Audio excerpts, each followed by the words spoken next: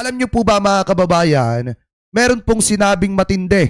Ito pong si Arnold Clavio dahil ayon po dito sa page na di umano. Ayon daw kay Arnold Clavio, sabi po dito mga kababayan, kaunting tapang pa. Sabi po niya kay PBBM, bakit daw sinabihan ng ganon ni Arnold Clavio, ito pong si PBBM. So sabi dito, sa Instagram post daw mga kababayan ni Arnold Clavio, sinabi daw niya mga kababayan sa presidente na ito, yan ang hinihintay ko sa iyo, konting tapang pa, Ginoong Pangulo.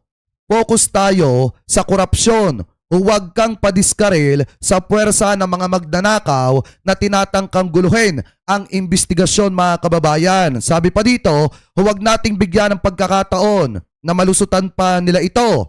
Kaalyado mo man o kritiko, gaano mang kasakit ang batas, iyan ang batas at dapat managot ang mga nagkasala. Kasi kung titingnan nyo mga kababayan, sa panahon pong ito ni PBBM, sabi ko nga po sa inyo, kahit pa kapatid, o kahit pa pinsan, o kahit pa kamag-anak, basta napatunayan ka nagkasala, kailangan kang managot. Kaya nga kung titingnan nyo, malaki ang tiwala ng presidente sa sinasabi po ng ebidensya. At kung mapapansin nyo ngayon, yung mga taong dating bumabati ko sa pangalan ng Marcos, ngayon po mga kababayan, unti-unti na pong sinusuportahan ang ating presidente dahil nakita po natin sa pamumunong ito ni PBBM, talagang kita nyo naman, yung mga sangkot, unti-unti na pong nakukulong. Kita nyo naman mga kababayan na ilan na yung naaresto at talagang hindi po aabutin ng Pasko, may mga magpapasko po talaga sa loob ng bilangguan. So sabi pa dito, basahin pa natin yung isa pang post mga kababayan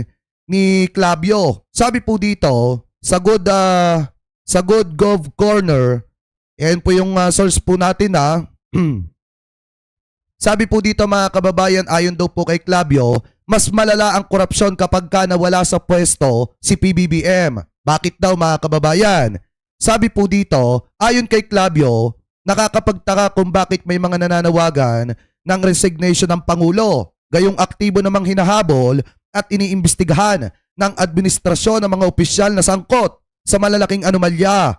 Kung matanggal si Marcos habang mainit pa mga investigasyon, posibleng huminto ang mga kaso at makatakas sa pananagutan ang mga tiwaling opisyal. Kasi kung titingnan ninyo mga kababayan, sabi ko nga po sa inyo, kahit yung kapatid, talagang gustong patalsikin sa pwesto, ito pong si PBBM. Kasi alam naman po natin mga kababayan, sabi ko nga po sa inyo, natalakay din naman po natin ito noong nakaraan, na talagang merong mga masasangkot po dito na malalapit po talaga sa presidente. Katulad na lamang mga kababayan, nung ipinost ni attorney Jesus Palsis na talagang 100% daw po, di umano, nagbigay ng go signal ang presidente na kapag lumabas yung bagman ni Senator Amy Marcos, dapat daw harapin ni Senator Amy Marcos yung pananagutan po niya. Ibig sabihin, hindi po ipagtatanggol o hindi pagtatakpan ng presidente yung kanyang kapatid kapag lumabas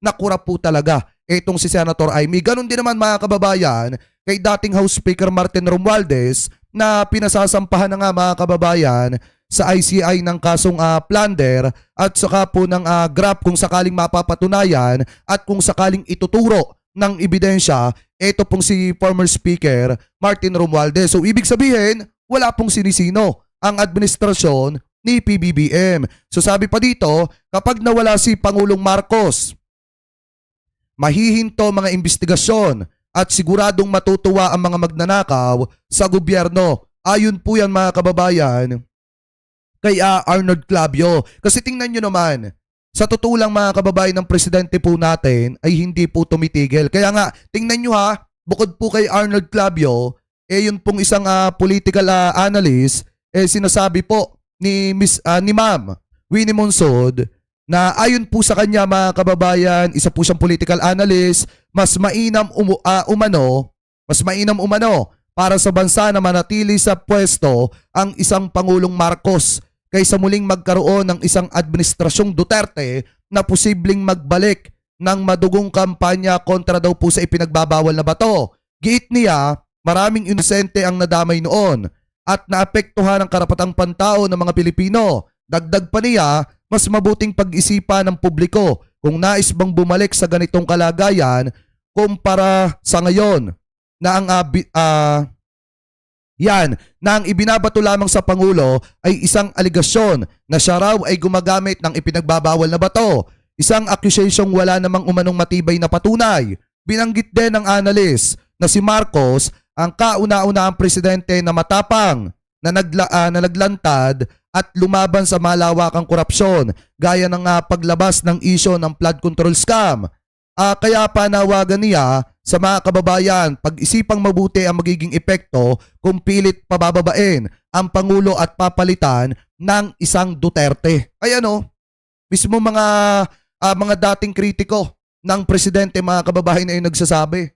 Diba? Mga dating kritiko ng Marcoses, yung nagsasabi na pag-isipan ng mabuti kung gusto nyo ba talaga na patalisikin yung presidente at iupo ito pong si Sara Duterte na di umano'y may sayad. Mga kababayan, di ba? Kayo, isipin nyo mabuti mga kababayan, ang presidente lang natin ngayon, si PBBM lang, ang bukod tanging presidente na lumaban sa malawakang korupsyon, hindi po si Duterte. Hindi si Digong. Dahil sa panahon ni Digong, ano ba ginawa niya? Kapag ka may mga nasasangkot, di umano, sa malawakang korupsyon mga kababayan, di ba tinatanggal lang sa pwesto, hindi naman pinapapanagot? Kaya nga kini-question natin na itong si itong si Greco Belhica. Bakit wala siyang mga naipakulong na mga kaalyado ni Duterte nung panahon na sila nasa kapangyarihan? Kasi pinagtakpan nila mga kababayan yung mga kaalyado ni Digong. Hindi katulad sa panahon ni PBBM na kahit pa kaalyado ka basta nagkasala ka, kailangan por delikadesa bumaba ka sa pwesto at the same time, dapat kang managot, dapat mong harapin yung pananagutan mo.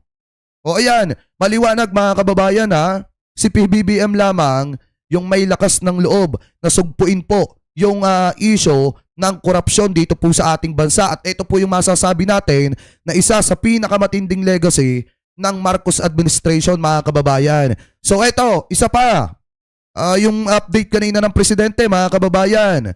Ayon po sa kanya, 7 na sa may mga warrant of arrest kaugnay ng flood control na anomalya ang nasa kustodiya na ng ating mga otoridad. 2 nakahandang sumuko habang 7 ang nananatili at large, kabilang si Saldico. Sa mga natitira, sumuko na kayo. At sa mga tumutulong magtago sa mga personalidad na ito, tandaan ninyo, may pananagutan din kayo sa batas. Yan po ang sabi ng presidente. Ito ay play po natin. Magandang araw po sa inyo lahat.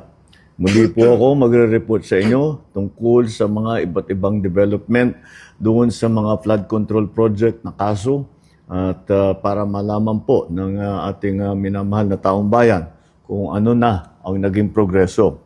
Tsaka mga kababayan, isipin nyo mabuti ano yung nangyari dun sa sinasabing weak leader. Diba meron bang weak leader na naipakulong si Digong sa dahig? Meron bang weak leader na naipakulong si Kibulok? Meron bang weak leader na hinahabol na ngayon yung mga sangkot sa maanumalyang Pogo mga kababayan? Diyan sa Pogo. Diba? Meron bang weak leader na unti-unting nililinis yung Pilipinas? Kayo mag-isip kayo. Diba? Ang totoong weak leader, yung sunod-sunuran kay Xi Jinping. Ang totoong weak leader mga kababayan, yung katulad ni Digong. Diba? Na walang paninindigan. Yung mga mahihirap na Pilipino lang yung kinakaya-kaya at talagang tinitira mga kababayan. Samantalang yung mga kaalyado na di umano'y drug lord katulad nitong si Michael Yang, hindi po kayang papanagutin. Anyway, tuloy pa natin. Ito na po sa mga individual na may warrant of arrest sa Sandigan Bayan kaugnay sa mga flood control anomalya ang nasa kustodya na ng ating mga otoridad. Diba? Isa naman sa kanila na inaresto ng NBI at 6 naman ay voluntaryong sumuko sa CIDG. Meron din 2 akusado po na nagpahayag na ng intensyon na sumuko at susundin na. Tsaka biruin nyo mga kababayan na sinabi ng presidente bago magpasko may makukulong. Kita nyo, 7 na agad yung naaresto at may 2 pa mga kababayan na talagang voluntaryo daw na sumuko sa mga otoridad. Tapos meron pa mga hinahabol na katulad itong sinasaldi ko at yung iba pa na mga mapapatunayan sangkot po talaga sa maanumalyang flood control. Ibig sabihin, seryoso ang presidente dun po sa sinabi niya na siya ang nagsimula nito at siya rin po ang magtatapos nito. Ang PNP CIDG. Yung isa pong nahuli ng NBI, natagpuan doon hindi sa kanyang sariling tirahan. Kaya't mananagot din yung mga nagtatago sa kanila. Oh. At kaya't sinasabi natin, yung mga may balak na tulungan itong mga ito, ay ang pinakamalaking tulong na ibigay ninyo sa kanila ay mag-surrender na sila. Tama. At, para makasagot na sila dito sa mga aligasyon na hinaharap nila. Ay, shoutout po kay Ma'am Dolly Babes at happy birthday po, 75 birthday kay Tatay Marcos. Ayan, wishing all the best, sumaba pa po sana ang buhay nyo at pagpalain po kayo ng ating Panginoon. Mag-birthday po kayo hanggat gusto po ninyo. Mega love shoutout po. Wala pong mga special treatment itong mga ito. Mm. Mananatili sila sa kustudya ng NBI habang inaantay ang utos ng korte. Yan Muli, na. sa 3 warrant at 16 na pangalan, 7 na ang hawak ng ating otoridad. 2 susuko na. 7 ang mananatiling at large at kasama na dyan si Saldico. Sa lahat ng natitirang akusado, ang aking payo sa inyo ay sumuko na kayo. Huwag nyo nang antayin na habul-habulin pa kayo. Mas maganda para sa sitwasyon ninyo na sumuko na kayo para maganda ang inyong pagsagot sa mga aligasyon na dinala kontra sa inyo. Sa mga nagtatangkang tumulong sa pagtatago, tandaan ninyo na kahit papaano, mananagot din kayo kung kayo ay nagtatago ng isang fugitive from justice. Tuloy-tuloy po ito. Hindi kami titigil, hindi kami hihinto. Maraming salamat po. Magandang araw sa inyo. O yan mga kababayan, yung dahilan kung bakit gusto nilang patalsikin ang presidente. Kung bakit nananawagan po sila na eto pong si PBBM mga kababayan ay bumaba sa pwesto. Kasi alam nyo ba ang katotohanan dyan? Hanggat nakaupong presidente si PBBM, hindi po ligtas yung mga magnanakaw sa gobyerno. Tandaan nyo yan mga kababayan. Kaya talagang kating-kati sila na palitan etong si presidente ng isang politiko na ang alam lang gawin ay mangulimbat ng pera ng mamamayang Pilipino. Ang alam lang gawin mga kababayan kumuha ng pera at mag-travel abroad. Diba? At magpasarap sa ibang bansa at hindi maasahan ng taong bayan sa panahon ng sakuna. Yon ang gusto nilang ipalit sa presidente po na sumusugpo ng korupsyon. Yan po katotohanan dyan. Hanggat nakaupo si PBBM, lahat ng may pananagutan sa batas, lalo na yung mga magnanakaw dyan, talagang mananagot po. Kaya gustong-gusto nila at kating-kati sila na palitan po si presidente. So ngayon mga kababayan, kayo, ano po masasabi ninyo sa sinabi ni Arnold Clavio at saka po nitong isang political analyst na si Ma'am Wenny Munsod patungkol po mga kababayan dito po sa ating mahal na presidente na di umano ay mas mainam daw na si PBBM ang nakaupo kaysa palitan ng isa pang Duterte na nagpahirap sa ating bansa mga kababayan. So comment below na lamang po kung ano po masasabi nyo. Hingil din po dito sa balita ng ating presidente sa mga kababayang Pilipino po natin at talagang ito yung masasabi po natin na transparent na kada may mahuhuli, kada may maaaresto ay ibinabalita po ng ating mahal na Pangulo sa mga kababayang Pilipino po natin. At least, transparent mga kababayan yung nagiging aksyon ng ating gobyerno. So comment below na lamang po kung ano po ang masasabi nyo. Hingil po dyan sa issue po na yan.